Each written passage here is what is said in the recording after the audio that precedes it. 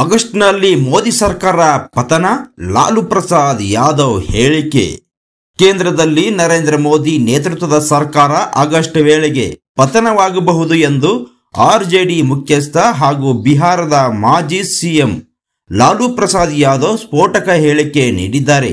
ಪಟ್ನಾದಲ್ಲಿ ಪ್ರತಿಕ್ರಿಯಿಸಿರುವ ಅವರು, ದೆಹಲಿಯಲ್ಲಿ ಮೋದಿ ಸರ್ಕಾರವು ಬಹಳಷ್ಟು ದುರ್ಬಲವಾಗಿದೆ.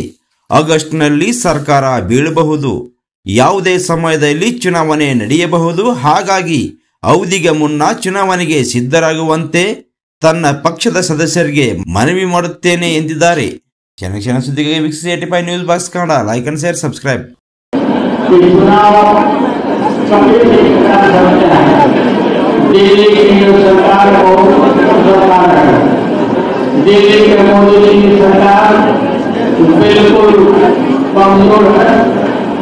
हो सकता है कि अगस्त में इनकी सरकार नहीं है, सरकार काफी दम है और हम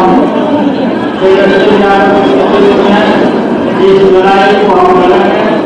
हमने को दिमाग दिया है और आप भरोसा किया